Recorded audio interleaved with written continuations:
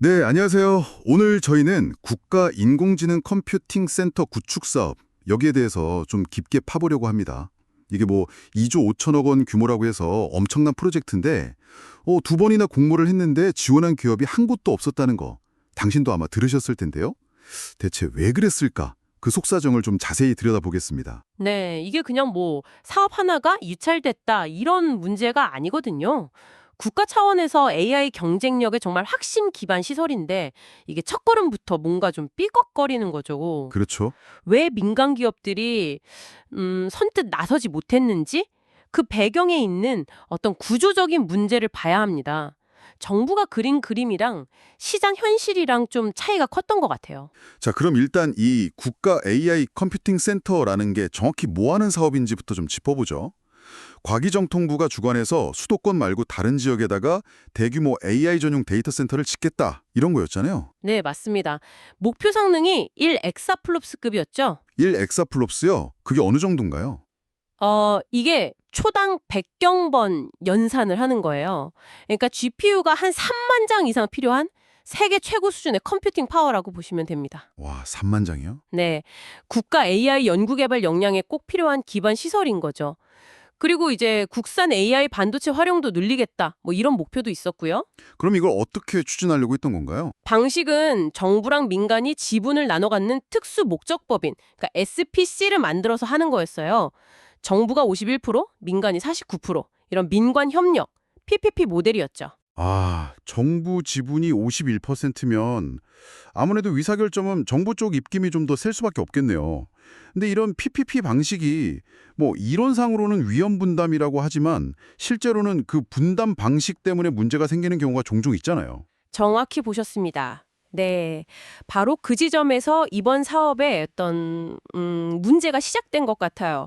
처음에 1차 공모 설명회 때는 기업들이 한 100곳 넘게 와서 관심을 보였거든요. 네, 저도 그 기사 봤어요. 관심은 뜨거웠는데 근데 결과적으로는 5월 첫 공모, 그리고 6월 두 번째 공모까지 최종적으로 지원하는 데가 없었어요. 0곳이었죠. 아니 왜 그랬을까요? 그렇게 관심이 많았는데. 민간 기업 입장에서 계산기를 두드려 보니까 이게 짊어져야 할 위험은 너무 큰데 기대할 수 있는 수익은 너무 불확실하다. 이런 판단이 선 거죠. 위험은 크고 수익은 불확실하다. 구체적으로 어떤 점들이 그렇게 문제였을까요? 여러 가지가 있겠지만 가장 큰 걱정은 역시 그거였어요. 과도한 민간 부담. 정부 출자금은 한 2천억 원 정도로 딱 정해져 있는데 실제 들어가는 돈은 수조 원이잖아요. 그렇죠. 초기 투자금이 어마어마할 텐데. 네, 그 초기 투자금이랑 운영 비용 배부분을 지분 49% 가진 민간 컨소시엄이 다 감당해야 하는 구조였어요. 근데 이게 또 공공 성격이 강한 사업이니까 뭐 엄청난 수익을 기대하기도 어렵고요. 시작부터 부담이 너무 큰 거죠. 아니 근데 제가 듣기로는 더 결정적인 문제가 있었다면서요. 그 SPC 나중에 청산할 때 민간이 정부 지분까지 이자 쳐서 다시 사줘야 한다. 그런 매수 청구권 조항이 있었다고요. 아, 네, 바로 그겁니다. 그 매수 청구권 조항이 아주 결정적인 뭐랄까 독소 조항으로 꼽힙니다. 독소 조항이요? 그쵸. 이게 사업이 잘 안 되거나 끝났을 때의 불확실성까지 그냥 민간한테 다 떠넘기는 거 아니냐 이렇게 비춰질 수밖에 없었거든요. 누가 봐도 좀 불합리하다고 느꼈을 거예요. 그건 정말 민간 입장에서는 사업 끝나고도 계속 짐을 지는 느낌이겠네요. 맞습니다. 거기에다가 뭐 연대보증이라든지 손해배상 범위 같은 다른 책임 조항들도 민간한테 좀 불리하게 되어 있다는 지적이 계속 나왔고요. 결국 업계에서는 이 조건으로는 도저히 못 들어간다. 이런 분위기가 된 거죠. 이야. 첨단 기술 분야에서 민관 협력이라는 게 참 이게 말처럼 쉽지가 않군요. 정부는 민간의 돈이랑 기술, 효율성 이런 걸 원하는데 정작 그 위험 부담 방식에서 합의를 못 본 거네요. 네, 정부는 통제권을 갖고 싶어 하고 위험은 민간이 좀 져줬으면 하는 약간 그런 구조에 가까웠던 거죠. 그럼 이렇게 두 번이나 유찰되고 나서 정부는 지금 어떻게 움직이고 있나요? 뭔가 대책이 나왔나요? 과기정통부에서는 일단 유찰된 걸 공식 확인했고요. 기획재정부나 금융위원회 같은 관련 부처들이랑 이 사업 방향을 다시 논의하겠다고 밝혔습니다. 특히 제로 베이스에서, 그러니까 완전히 원점에서 사업 구조 전체를 뜯어보겠다는 입장이에요. 원점에서 재검토한다. 말이 쉽지.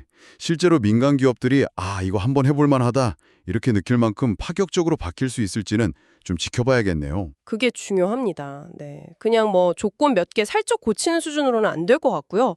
SPC 지분 구조를 좀 바꾸든가 아니면 수익 배분 방식을 현실적으로 만들든가 그리고 논란이 됐던 그 매수 청구권 조항은 정말 대폭 완화하거나 아예 없애든가 이런 좀 근본적인 변화가 필요해 보입니다. 그렇죠. 만약에 정부가 이런 큰 변화 없이 그냥 또 재공모에 나선다. 그러면 뭐 또 외면받을 가능성이 크죠. 이게 그냥 이 사업 하나로 끝나는 문제가 아니잖아요.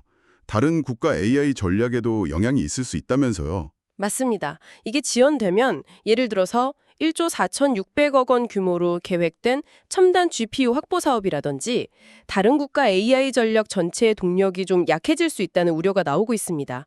서로 다 연결되어 있는 거라서요. 결국 보면 국가적으로 정말 중요한 AI 인프라를 만드는 과정인데 이 민간협력 모델에서 위험과 보상을 어떻게 설계하느냐 이 문제 때문에 첫 발도 못 대고 있는 상황이네요. 네, 아무리 좋은 취지의 사업이라도 참여하는 주체들이 납득할 만한 위험과 보상 구조가 만들어지지 않으면 시작조차 어렵다는 걸 아주 명확하게 보여주는 사례죠. 최첨단 기술 분야에서 공공의 목표와 민간의 어떤 사업성, 그 사이에서 균형점을 찾는 게 정말 어려운 과제인 것 같습니다. 네, 핵심은 그거죠. 국가 전략 사업에 민간 투자를 끌어들이려면 그냥 구호만 외칠 게 아니라 실제 작동 가능한 사업 구조, 그리고 합리적인 인센티브를 제대로 설계해서 제공해야 한다는 겁니다. 앞으로 이 사업이 어떻게 다시 설계되고 또 추진될지 그 과정을 보면 향후 우리나라의 대규모 기술 인프라 투자나 민관 협력 정책이 어떤 방향으로 갈지 좀 가늠해 볼 수 있는 중요한 기준점이 될 것 같습니다.